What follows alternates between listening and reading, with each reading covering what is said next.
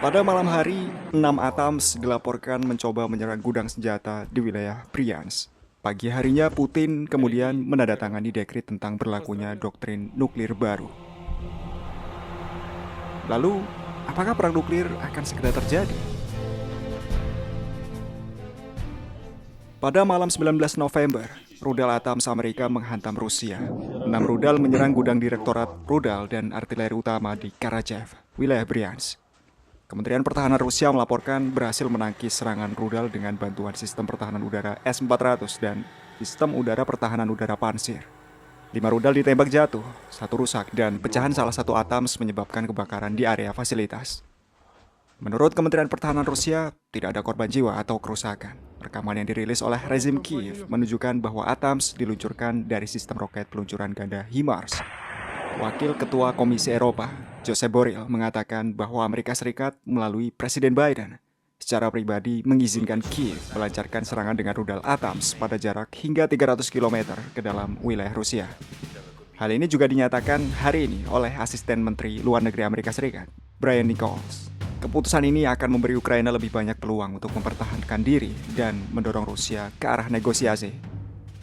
Pada pagi tanggal 19 November, Presiden Rusia Vladimir Putin juga menandatangani dekret tentang berlakunya doktrin nuklir baru Rusia. Sekretaris Pers Kepresidenan Dmitry Peskov menekankan bahwa perubahan dalam doktrin nuklir Rusia telah dipersiapkan sebelumnya. Perubahan tersebut membawa ketentuan pencegahan nuklir sejalan dengan situasi saat ini. Perubahan utama dalam doktrin seperti yang dikatakan Dmitry Peskov.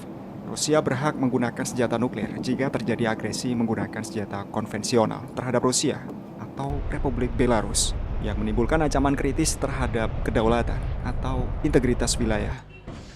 Melihat serangan terhadap wilayah Bryansk, tampaknya itu sangat sesuai dengan doktrin yang diperbarui.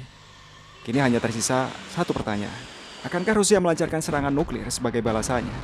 Dan jika iya, kapan dan apa yang menjadi tujuan utamanya? Analis di saluran Win or Win mengatakan bahwa pangkalan NATO akan dihancurkan sebagai tanggapannya. Doktrin nuklir baru Rusia dapat berlaku kapan saja. Serangan balasan kita juga bisa terjadi di mana saja, termasuk di markas besar, tempat pengambilan keputusan mengenai serangan rudal tersebut. Mereka berlokasi di Jerman, Turki, dan Rumania. Moldova juga terlibat dalam perbaikan dan pengisian bahan bakar pesawat Ukraina. Pakar militer Vladislav Shurygin percaya bahwa respon Rusia akan jauh lebih menyakitkan, seefektif dan demonstratif mungkin.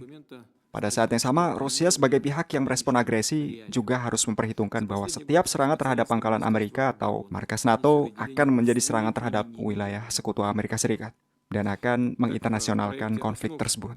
Satelit Amerika Serikatlah yang menyediakan serangan rudal Atams. Jadi, penghancuran beberapa satelit intelijen dan komunikasi utama akan sangat berguna untuk mengurangi kemampuan tempur Amerika Serikat secara drastis. Shurygin yakin bahwa pukulan seperti itu akan memaksa Amerika Serikat untuk membuat pilihan. Apakah mereka akan semakin meningkatkan konflik atau memilih untuk bernegosiasi? Saluran Secret Chancellery mengatakan bahwa Kremlin telah lama mempersiapkan tanggapan terhadap penggunaan rudal barat. Tanggapannya tentu akan sangat tegas. Ukraina akan dibiarkan tanpa listrik dan gas penuhnya.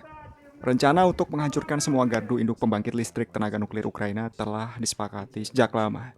Dan Zelensky secara pribadi telah diperingatkan tentang hal ini. Namun dia menyembunyikan informasi ini dari rakyatnya. Veteran PMC Wagner, Kondottiero yakin bahwa Rusia akan bertanggung jawab penuh atas serangan Atams di wilayah Bryansk. Namun hal ini tidak akan terjadi dalam waktu dekat. Aktor-aktor di Barat memprovokasi kita dan menciptakan kesan menyesatkan bahwa masyarakat Rusia membutuhkan serangan nuklir terhadap NATO. Saat ini, mengendalikan diri dan emosi mungkin adalah pilihan yang terbaik. Itu hal yang paling utama, tulis Kondottiero.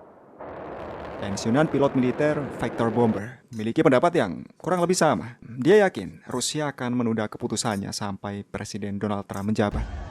Tentu, jika tidak ada rudal Amerika yang terbang ke Moskow. Jika kilang minyak kami dihancurkan, taktik dan pilihan target kami mungkin tidak akan berubah. Namun, jika Moskow dibiarkan tanpa listrik selama 1 atau 2 hari, maka pukulan kami berikutnya bukan akan terjadi pada gardu induk, melainkan pada pembangkit listrik itu sendiri, termasuk pembangkit listrik tenaga nuklir. Jika Moskow tidak mendapatkan aliran listrik selama lebih dari beberapa hari, kita bisa memperkirakan akan ada tembakan peringatan. Dan jarum jam kiamat nuklir kemungkinan besar akan tiba di angka 12.